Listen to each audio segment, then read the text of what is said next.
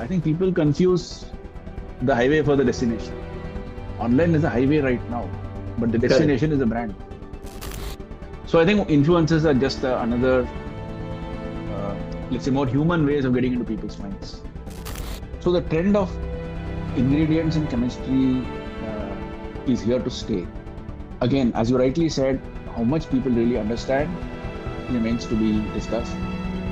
So the thing about offline, which makes it very difficult, I have to completely agree that it's a very different and difficult ball game compared to online, is the plurality of it. Everything should be a joy to use. Uh, right? And as I say, skincare should be a treat and not a treatment, is something I keep saying.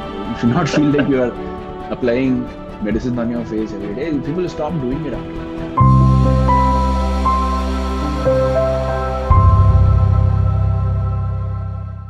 Hi, everyone.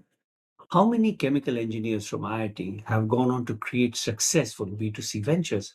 Not many. Shankar Prasad, the founder of Plum Goodness, is one. He has used his understanding of chemistry to create one of India's most enduring personal care brands. In this frank conversation, Shankar talks about what drew him to start Plum, the challenges of starting out in a cluttered market, and what makes for the essence of a profitable brand. I have many deep conversations with top marketers and entrepreneurs on this channel. If you like what you see, do subscribe now.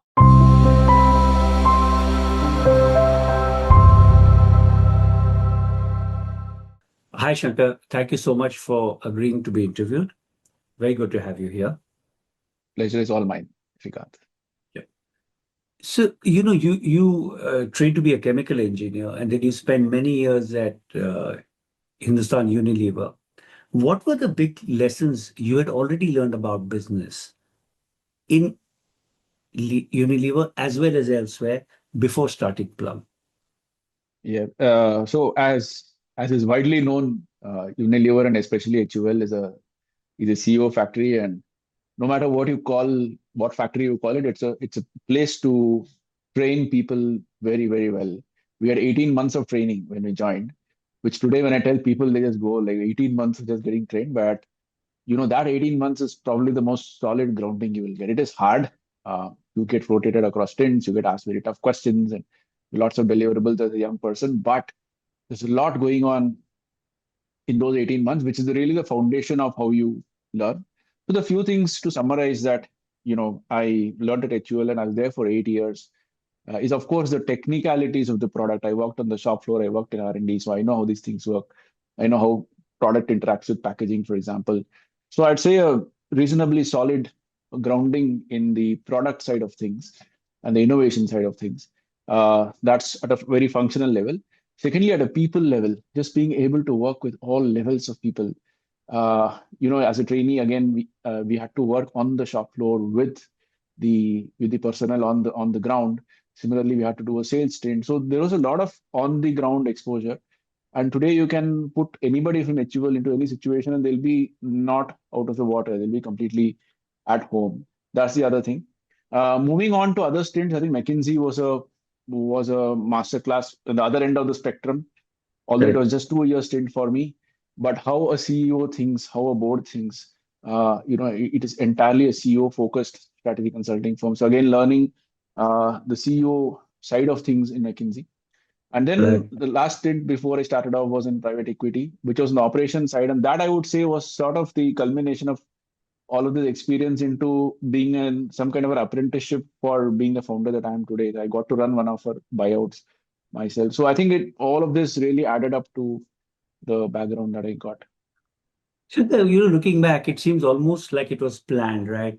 You did stuff on the shop floor, then you went all the way up to the CEO, then got into private equity, and then you said, "Hey, I'm gonna start my own company." Was it planned or was it just No. fortuitous? It Huh? was, I have to say, it is all fortuitous. It was not at all planned. In fact, funnily enough, when I was leaving HUL, I went to ISB in the middle before I got into consulting. And before I went to ISB, I remember telling my HUL boss that I'll never go into consulting. So I went into consulting right after MB school. And at consulting, I used to say I will never go into VC or PE, but it so happened that I landed up in PE. And even I started in 2013 as an entrepreneur, but even in 2011, if you had asked me, or 2012, if you had asked me, are you going to be an entrepreneur, I'd have firmly said no. So it just all happened, as they say. We are talking about this steps up a ladder, which you are saying is not planned to go up, but it ended up there. So what was that Right. last thing? You're saying it till 2 years before you would have said, listen, I don't intend to start anything. So what made you take that step? Hmm. So for me, it's the passion of building a brand, which I got to do in my last stint in the PE fund that I was part of. It was a buyout of a really small foreign brand that we were trying to introduce into India. And because it was a buyout, there were no founders. We were ourselves running it as founders. And I really found the experience of doing everything 360 degree very demanding, yet very exhilarating and very fulfilling at some level. And I realized that this is what I really want to do. I obviously could not do it within the fund construct again, because rightly so, the fund was doing larger and larger transactions. We were growing in size. There were no zero to one journeys there. Uh, Point number one. And point number two, skincare is something I started getting drawn to at a very sort of sub industry level, because I saw the intersection of science and creativity here. And I saw consumer loyalty. No matter how people say it's a cluttered market, but you'll be surprised that it is still a very loyal market. And when I saw all of these things happening together, that's when I decided maybe this is the time for me to get in. Okay.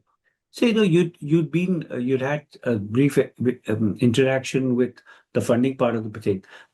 You're familiar with funding up to a point, let's Right, say. You've been with McKinsey, so you had a broader sense rather than just being on the shop floor at HUL. right. Yet, when you started the company in 2013, but you didn't raise around till 2018. Now, again, was that premeditated? Of course, had you decided that I'm not going to raise money for whatever reason, or you just thought you didn't need to? And looking back, based on what you now know, would you have raised money before, or do you have to raise it later? So, again, is one of those things, right? I actually wanted to raise before I started out. I was too scared, honestly, that this is an industry which can't work on small capital. The thing, even one has worked for long enough, yet saved something, and you put all of that in, it's not enough to get going. Was my hypothesis going in? Therefore, I tried to raise, um, Hmm. and not very seriously, but I was dabbling with it because my products took a long time to get ready and had the time to speak to people. Back then, there was no belief in the wider market that there can be challenger brands. The concept did not exist. D2C as a term was not coined then.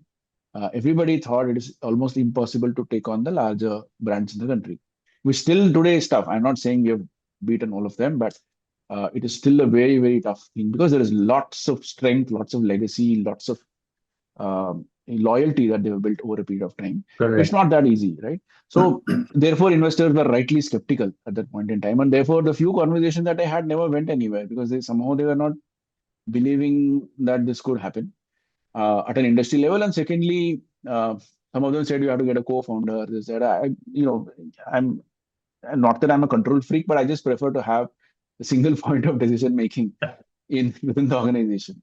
So I Okay. wasn't up for all of that. So I just decided to get going with bootstrapping. Then what I realized is the digital world, and because I was not chasing scale at that point in time, I was chasing product market fit, I was chasing consumer delight, I was chasing brand voice to be heard and to be crafted rather in the early days. So that did not need a lot of money. Once you Were decide, you profitable? Were you profitable very quickly? I mean, at a small yeah, yeah, level. yeah. It took us Uh, 2 years to get profitable, to be honest. But it was just 2 years. And in those 2 years, we didn't burn a lot because that's Okay. the point. If you're not looking to scale too crazily and if you're okay to sort of run the marathon, as they call it, you can really run slow and yet have a lot of energy left when the time comes, right? What comes? So Okay. for us, we ran really, really small. We ran really, really slow initially. It's almost like the first 5 years is equivalent to the first 6 months of a startup of today. And I have no regrets Correct. at all because those were the funnest times of my startup journey because, you know, Yeah, so my point was that would you have raised money earlier? You would have, if you could have. I would have probably raised at the same time. The only difference is I would have probably raised more when I did. I raised a very small amount in 2018. In fact, I was not going to raise at all. It was an inbound, and it so happened that Okay. uh, Hmm. at that point in time, I was advised, rightly so, that you will need to now start raising because even though you're profitable, you reach the limit of what you can invest in this business as an individual. Hmm. And therefore I went along. But what I would have done is actually um, dreamed bigger in 2018 itself. For example, the 5-year plan that I gave to my investor at that point in time, hands were trembling to put down a number that would make their IC happy. But with the number that we put down, we achieved in 3 years. I was amazed that the market had so because I had all along been conditioned to say younger brands cannot perform, cannot perform, cannot perform. Suddenly, this inflection point came in the market, and suddenly, even my own plans are beginning to get challenged. So that was the time. Sure. Now, when I look back, hindsight is always 2020, as they say. But Yeah, if I have to of look course. back and do Of it, course. I'd probably have raised more in that very first round and gone bigger. Okay.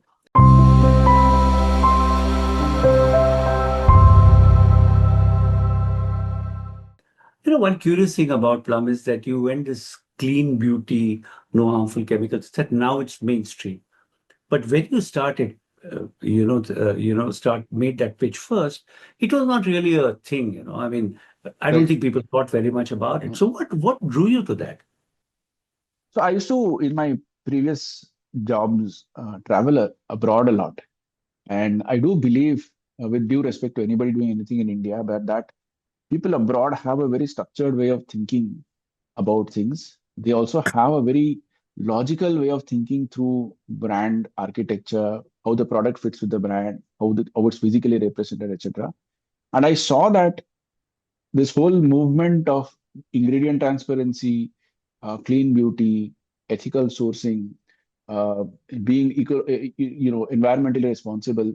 All of these were themes which were beginning to resonate in the West and getting really mainstream. It was really some niche brands that started it there, but then it was getting mainstreamed. And in India, it wasn't happening at all. And the prediction was that this would someday come to India. Not sure when. It came sooner than I imagined, for sure. But Hmm. that's something that we expected to happen uh, soon, and that's the whole premise behind founding Plum as a not just clean beauty as a thing, but the word good along with Plum. So every pack of ours still has "Be Good" written on top. Our website is plumgoodness.com. Our Insta handle is Plum Goodness. A lot of people still call us as Plum Goodness. Inherently, my belief is that to use a Hindi term, इतने पढ़े लिखे लोग, if you're doing a business, Hmm. then might as well do it for the good things and the right Sure. things.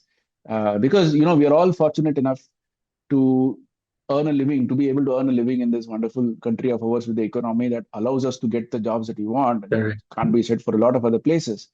But if you're deciding to do something, then might as well do it in the right way, in the good way. And that's sort of been the philosophy all along. We don't go and Sure. tom-tom it, but that's how we've been thinking about it.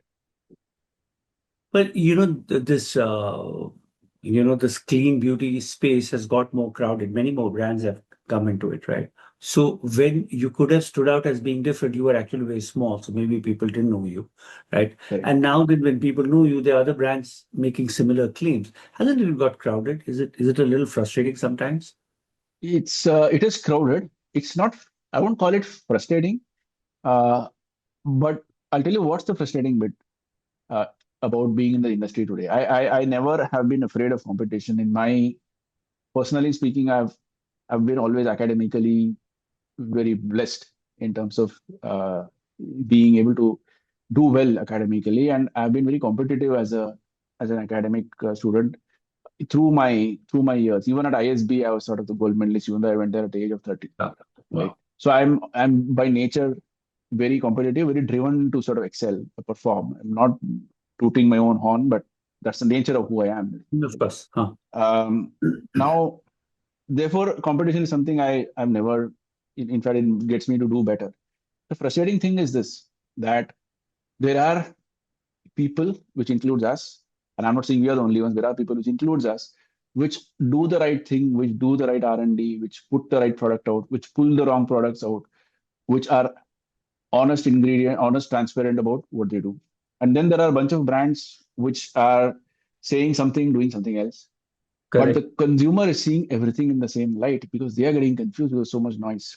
Right? I don't blame them either. Now, the frustrating thing is not being able to put our voice out in this cacophony of sounds that is going out there. And that's something as a marketing organization we are working on furiously. How do we stand out in this crowd of people who are pretty much saying the same thing or appearing to say the same thing? But how do we get the substance of what is there out there better? If you ask me, that's my number one challenge today. Yeah, I know I can imagine it. I mean, so actually, and also I think, you're a chemical engineer, so you know the stuff that goes into it in a way I think many other entrepreneurs may or may not understand. So Right. you really know the stuff, but the consumer doesn't understand it the same way. I think that's the point you're making. Correct. And Exactly. so my question to you is goodness measurable in any way? No, it's not. So Because if it it's was, I think it would make things easier, no? absolutely. So the way we've tried to articulate it now, and I think that articulation is beginning to work, and it, if any, it makes us more energized, which is also a good thing because then we can speak with that energy to people. Uh, is in the center of our office there's a pillar, and because it's right at the center, we put this message on it, which is really what the brand is about. At the heart of everything we do is chemistry with heart. Right? So I think that defines the brand. That there are a bunch of brands which are doing chemistry, not doing chemistry yet, selling chemistry, whatever. But here is a brand that does chemistry, but with heart in it, day in, day out. And that's the message that we want people to hear about the brand. So that is our number one marketing task today. But do you feel sometimes that you're getting closer to the shore, as it were, or do you feel that it's Yeah. still as far away as it ever was? So I think with every step we take, we are moving closer and closer to living our real selves in the digital world, as it were. And there's one thing I've learned about the digital world. I'm not a digital native. I'm Hmm. also learning the world of digital media. And I'm not personally also, I'm not very active on social media. But Hmm. what I'm learning, the little bit I've learned is that the more authentic you are, the better it is. Things do get called out after a point. You may get temporary this one, but it's just great to be authentic on social. And to me, that's actually liberating. So all I have to get my team and myself to do is just be ourselves in front of people. That's the easiest thing to do. And it's at some level, it's a very liberating thing to do. You don't have to try too hard. You don't have to put up a facade every single time and remember what you said the last time. Just be, just be yourself. I think that's one great thing about honesty. You don't have to remember what you said last Absolutely. because it's the Be same who thing. you are. It's fun. Honestly, it's great fun. So I'm actually loving where we are going with this, where we just, and people are nervous, right? At the end of the day, I have a very young team and there's thinking this, they're thinking that. I just say, just let go of all. Just now, I shot a reel upstairs in my lab before coming down, and they had a script written down. I said, chuck the script. I'll just write on the whiteboard and explain what this thing does, Hmm. right? And it happened in 5 minutes, believe it or not. Finished. I didn't rehearse. I didn't have a script. What I knew, I just wrote on the whiteboard. I just said, take better shots so people can read what's on the whiteboard. That's it. So the thing is, at one level, the market gets more crowded, is getting more crowded. Okay, so there are more brands making claims about being pure, correct, Sure. etc., more effective. And on the other hand, the so I think brands must be splitting hair more and more because it's difficult for everybody to stand out and say, but actually the way my cream works is in this way. Meanwhile, consumers are also presumably evolving, but Right. they may or may not be evolving at the same pace at which these new explanations are being offered by the brand. So the gap between what you say and what they understand, is it widening or is it narrowing? It is widening in certain cohorts of consumers. And it is getting a little too confusing for people beyond a point. They initially loved the variety. So if I were to do a dipstick, and we did do the dipstick about a year and a half, maybe 2 years back, people were loving what was getting thrown at them. Like, give me more, give me more. They're absolutely loving all the variety that's coming at them. But now, the more we speak, the more we are realizing that there is this sort of, Fatigue. not fatigue. There's a It's a fondness for simplicity that's coming through. There's a fondness for Okay. uncomplication that's coming through. There's a fondness for balance that's coming through. And people are yearning to go back to simpler regimes, simpler ingredients, things that they understand, not treat their face like a chemistry lab, but start getting more sorted about it is one cohort of consumers. However, the younger cohort of consumers, I'm talking people in their high teens or early 20s, these guys are entering the world of skincare and experimenting like crazy. So they are still in that give me more mindset. So the younger cohort, typically the Gen Zs, are again loving the variety that's being thrown at them because they are entering the world and just it's like a kid in Right. a toy shop situation. Yeah. So there is this thing that's evolving in this market.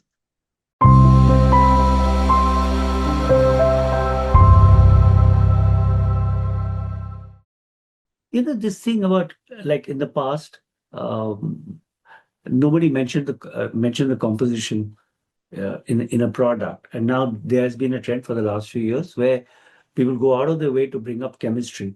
Okay, what people understand, I'm not very clear, but that's how it works. But is that trend past its peak now? No. So the trend of ingredients and chemistry is here to stay. Again, as you rightly said, how much people really understand remains to be discussed. But at least they understand that brands are sharing A, and B, there are enough experts or quote unquote experts out there to decode what brands are saying for people who don't necessarily understand it fully. So therefore, they are depending on them for some kind of secondary parsing of this information that's being thrown at them. Correct. But today, if you don't say what is there, that's not done.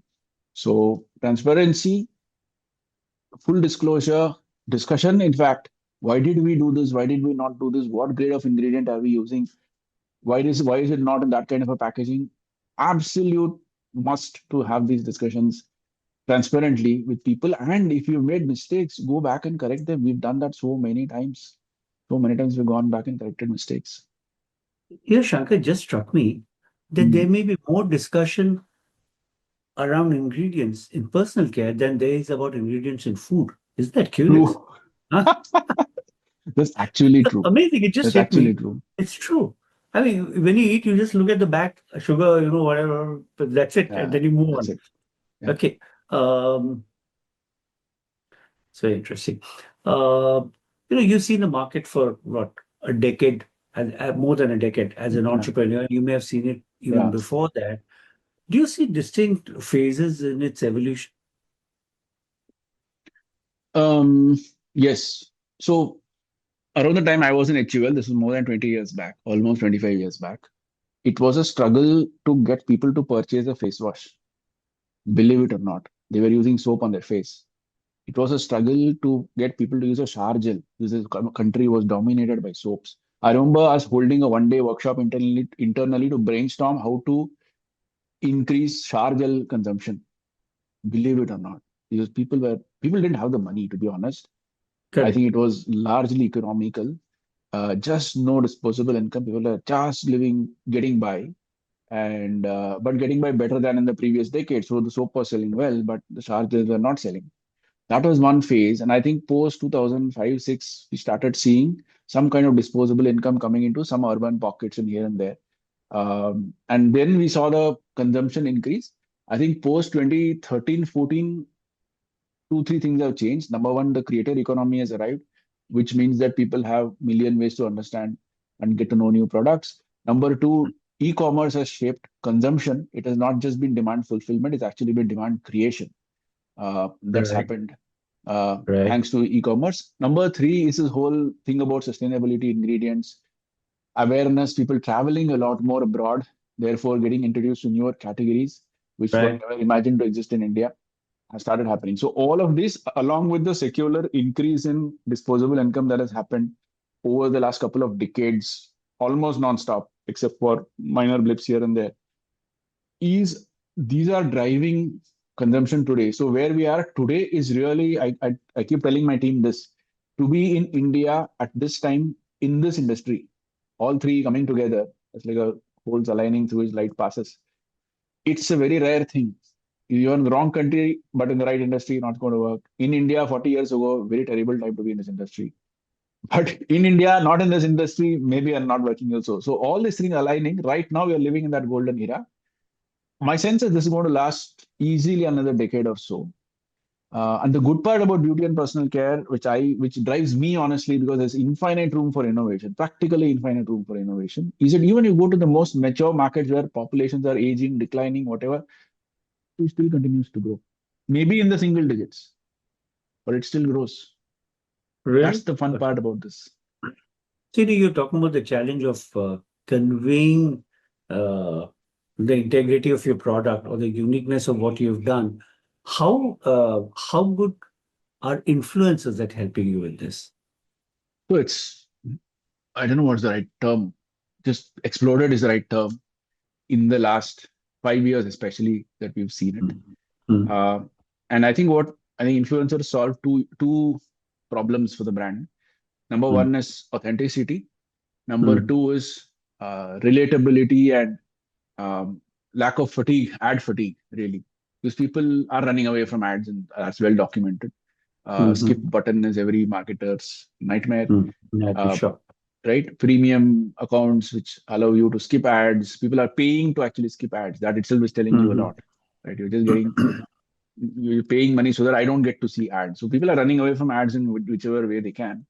Influencers is a way for us to deliver authentic, engaging messages uh, with people who have actually used the product and who believe in it. Now, of course, like in everything else, there's a spectrum of people, those who have very high degree of authenticity and those who are just doing it because it's engaging to do. And interestingly, there is another cohort which basically shows up saying, listen, I know nothing about this moisturizer I'm talking about. I'm just a comedian, but I'll tell you what, I'll speak about this moisturizer in the most funny way possible. And that gets beautiful engagement from people. It's a very Really? smart way of doing things. Of course, it's not talking science, it's not talking benefit, it's not talking any of the things that we talk about in skincare, but it's a very tangential way uh, to getting into people's minds. So I think influences are just another, uh, let's say, more human ways of getting into people's minds. Tell me, Shankar, did you, this influencer game, did you get it right early on, or did you make some terrible mistakes along the way? So we were one of the first to do influencer marketing. In fact, Really? I Okay. remember starting influencer marketing in 2016 when, Wow. like 10 years back, when there were a few, they used to be called bloggers back then because people used to write blogs, Correct. write Ah, blogs. Then it moved to writing plus photography and then videography eventually. Now it's all video.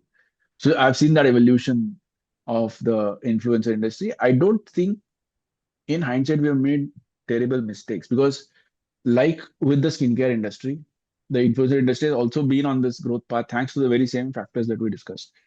And overall, the growth has taken care of any missteps from our end. There was always margin for error, that's, right? that's true.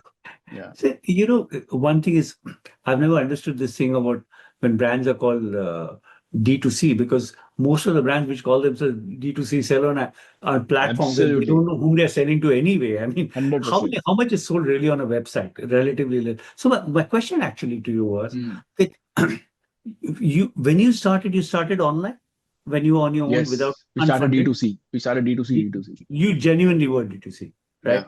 On your own website, etc. So when absolutely. you went offline, I mean, in a big way after you got your funding, presumably, what were the challenges? Because many entrepreneurs tell me that the tough thing is Amazon, Flipkart, theek hai, but when you go offline and have to deal with each Yeah, shopkeeper, everybody has an attitude and everybody has his doubts. What was yeah. it like? Was it very difficult? Yeah, it was very difficult. So, in fact, we went offline even before we got funded because we started Oh, seeing organic traction for the brand. And retailers started calling us saying, "Why don't you stock with us?" Not a whole lot of them, but a really? few. But that itself was signal enough that something is going well. And therefore, we started going offline in a small way in 2017. Our funding happened late 2018. So when we got Correct. funded, we actually were present offline. We tried a bunch of models out there: modern trade, general trade, assisted, unassisted, small range, big range, discount driven, non discount driven, local advertising. So lots of experiments. And truth be told, it's for 9 years since we started. We still are experimenting. So as of this week, I was in one of our markets. I was still trying to understand how our execution there can be better, what kind of outlets we need to go to. The thing about offline, which makes it very difficult, I have to completely agree that it's a very different and difficult ball game compared to online, is the plurality of it. It's not one account. It's literally hundreds of thousands of them, each with their own mind, each with their own ways of working. And it's very pull driven. So people make this mistake thinking my retailer ko I'll give a margin and then I'll have him push it. He's too busy for you, truth be told. I mean, he's got like maybe five That's thousand SKUs in his store. He doesn't have the that's time for true. anything. Yeah, that's true. Yeah. And to be very fair to them, it's not as if they are mean human beings. They are just No, no, no, running I'm a sure. business, Yeah, yeah, of right? course. So, in fact, that's one cohort of people that I actually love interacting with. They may be hard nosed, but they are the ones who are, the most efficient capitalists you will find. The true sense of the true capitalist, because ultimately, I say this internally too, that the retailer is not just doing a job. He is not just running a business.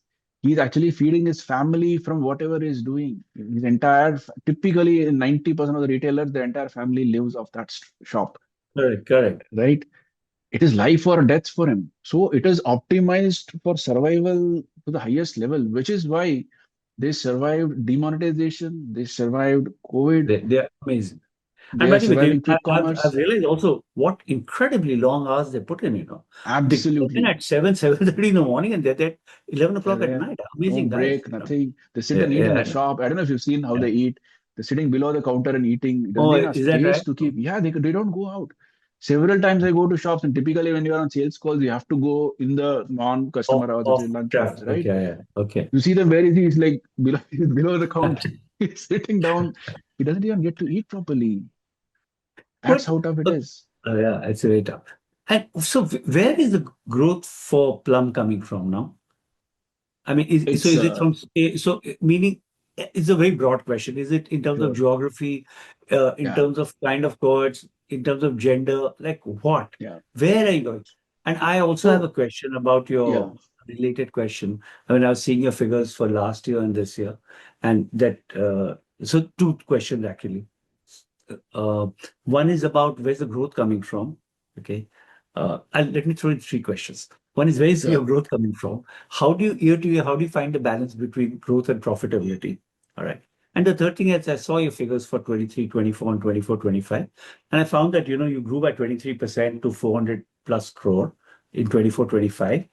But your ad spend barely grew. I mean, so you managed that. Yeah. That's quite amazing. Yeah. Yeah. So two, three questions. Where's the Sure. growth coming Sure. from? How do you balance growth and profitability? And third, how have you managed to grow by 23% and with your ad Yeah. expenditure has grown only by 7%? So growth is coming from largely two sources. There are many, but I think the top two are this.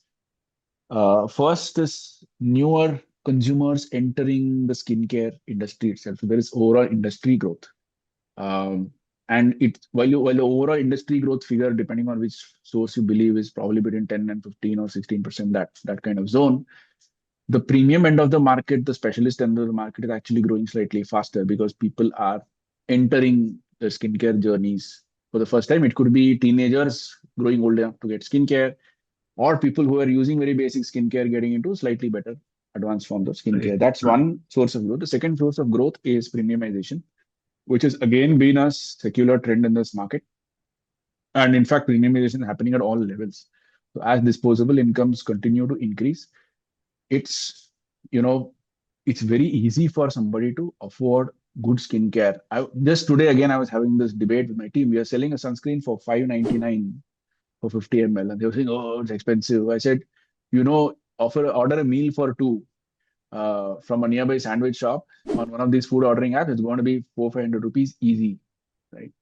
So I'm giving you a month of sun protection for the price of two sandwiches. Uh, so that's the equation, and we are not cheap at 599, by the way, but that's how much affordability has come into being today. I saw Zomato's figures yesterday about 20,000 crores of revenue in one quarter. That's the kind of consumption that's happening I still find it difficult to believe the number. I need to go through the detail to understand, right? So that's the kind of consumption that's happening in this country. Therefore, people are able to afford things, which is a premiumization bit. Those are the two main sources of growth. Okay. Yeah, Yeah, the other is finding a balance between yeah. profitability and growth. See, Yeah. that that ultimately is where I think the art, if I were to go to the real core of it, right, that's where the art of brand building lies, in my humble opinion, which is where the larger brands that I'm sure you're seeing are probably having ad spends half of what D2C brands spend. I always maintained that it's almost unfair to compare D2 larger brands to D2C brands because they're spending a lot less and yet getting by Correct. and Correct. growing. We are having the luxury of burning through capital or living with very, very low margins. They don't. They are listed and they have to maintain. So it's Correct. almost unfair to Correct. compare. And even though I'm on this side, I bat for them. Uh, Sure. right. So balancing growth and profitability eventually comes down to that one thing. Is your brand a brand? Is your brand selling or are you selling the brand? If your brand starts selling, it automatically starts happening. Of course, if you don't make other silly mistakes like inventory and other write-offs, etc., Of etc. course. Mhm. Other than that, it's down to this one thing, and therefore, I think the game that we are in is really about making the brand a brand and not actually trying to sell what we've got. That's the second question answer to your second question. And ad spends, I think, was your third question, which Yeah, which that is you what get is your in ad spend comparison last to year that. grew by only 7%, but revenue grew by 23%. You Yeah, turned a profit as well, right? correct. That's the Yeah. only way. That's the only way to turn a profit. The rest of the economics is the same for everybody. And the only way you'll turn profitable is if you are able to, if your brand is able to be a brand in people's minds. Ultimately, I believe that, when I started off, I didn't start off online. It was an accident again that I started online first. I was going to start offline first. Mm. I discovered online by accident. And I've always believed that it's almost like I'm driving to a city and suddenly I came across this highway, which is a different highway. So I'm just driving on this online. But Ponch now, we are going to that city only. That destination never changes. I think people confuse the highway for the destination. Online is a highway right now, but the Correct. destination is a brand. Mm. No, so how did you manage to grow last year? I'm keep on Hmm. coming back to this. Sure. By taking, in spite of taking your foot off the advertising pedal, because most brands, the moment, and that's the whole problem, you grow at 30%, but your ad spend is also growing at 30, maybe faster. Yeah. So what Yeah. happened last year that you Yeah. could do this? And It's how's it going yeah. this year?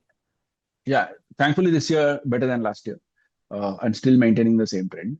Um, I think the answer to the question of the how is really down to again a very old-fashioned uh, logic that one is for the brand to be a brand, other is for the products to work and deliver.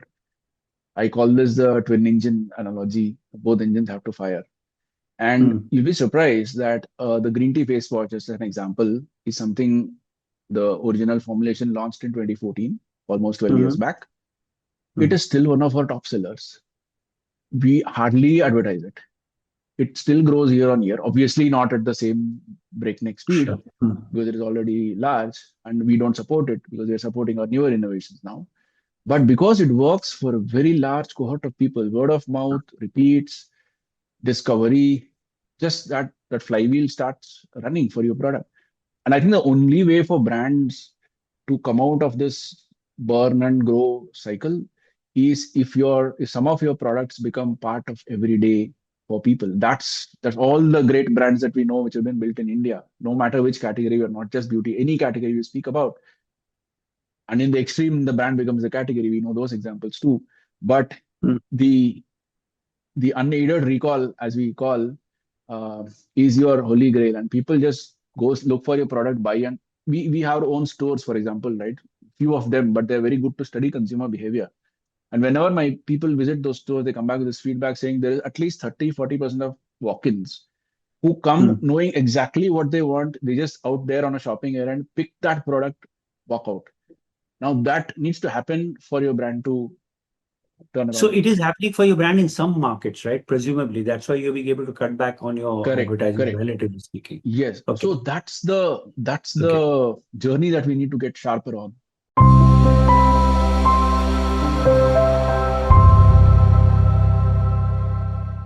So, it's a very crowded market, okay? Right. And there are all kinds of actors, right? So, is it that the Indian brands are in one bucket, as it were, the foreign are separate? Do they compete against each other in different segments, like say skincare or color? I mean, is it all the competition is different for you in each of them, or how does it work? Who do you see as competition? So yeah, great question. Uh, Everybody's competition because I have always seen this over the years, nothing new, and it will Hmm. continue this way.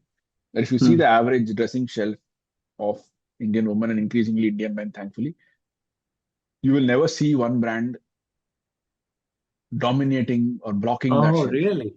You will always see like a astounding variety of brands which are sitting there, and it will now not even be price laddered. So it is not like not as if somebody is buying all the mid-level brands only. She will be buying a mass brand also. She'll be buying a really prestige brand also. She'll be buying mid-level brands like us But also. but what would explain that? Why It, would that be?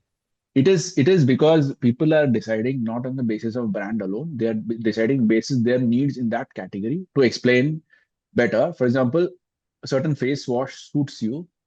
It's not necessary that the same brand's toner will suit you or a moisturizer will suit you. It's about what suits my skin, and that's really that moment of truth when they say it suits me, it doesn't suit me. It's very tough to uh, dig deeper and say what suits you, what doesn't suit. What we can do as Correct. formulators is to try and make it suitable to the cohort that you are after as much as possible. Even within that, you won't have people falling off, right? That's number one. So you will have people choosing like a really mass brand for the basic aloe vera gel that they want to apply after shaving, for example, or just soothing the skin, that they're not going to pay 2,000 rupees for. But when it comes to a sunscreen, they probably are looking for something like what we make, which is 400-500 bucks, or there are people who look for 2,000 rupees sunscreens, Korean sunscreen, because they believe sun protection is the highest order skincare Oh, task that is okay, needed, okay. and therefore I don't mind paying for it. So it's like food is another example, right? You probably would pay more for the the cheeses that you buy. You're really careful about what cheese you buy, or for the meat that you buy, but you may not care too much about the salt that you buy. You probably won't even know which brand you're buying. Okay, no, that's well explained. Okay, Yeah, I get that. And what has been your broad philosophy on design and packaging? Because your packaging is quite distinct and it's very colorful compared to, I think, yeah, I yeah. think you use very strong color. I mean, you're not, let's say, you're not going uh, the sparse way, as it were. You're Correct. bright Or the and clinical way. colorful. Yeah, I yeah. think that is a big choice. I think you made. Correct. Correct. So, but what is your broad philosophy on design and packaging? So our broad philosophy on skincare in general and on beauty and personal care Okay. in general is Okay. everything should be a joy to use. Uh, right. And as I say, skincare should be a treat and not a treatment, is something I keep saying. You should not feel like you are applying medicine on your face every day. People stop doing it after a point. You don't like to do the things that you don't like in general. So you stop doing them. So we want people to use skincare, which is good for them, and therefore give them things which are good for them yet are a pleasure to use, is the larger philosophy under which we operate, whether it's a formulation, whether it's a packaging. Now, on packaging is where things get really interesting, which is both the form of it and the design of it. The form of it is something, again, we really obsess over. As of this morning, I was having a discussion on whether we should put a box around our body lotion bottles so that the pumps don't break in transit. The pumps have a sort of nose that keeps breaking, right? Okay. So it's a nose Correct. sticking out, it keeps breaking. So we were Okay. deciding whether to put a tape on it, not put a tape on it, whether we need to put a shrink sleeve, not put a shrink sleeve, really, really obsess over it in terms of the ergonomics of it. And thankfully, we have somebody senior in our packaging team who is my ex-colleague from Levers. We just enjoy these brainstorms because we can combine the technique of producing the packaging with the ergonomics of how a consumer is going to use it. It's real joy to do it, honestly. I just enjoy doing it. So the first meeting I had today was that. Uh, and equally on the design part, on the colors and the representation, and that the original thought process was set. I went to the UK-based agency when I started out. Completely Googled and found them. I have no connects at all. Really? Yeah, but Okay. turned out to be a really a fun couple to work with.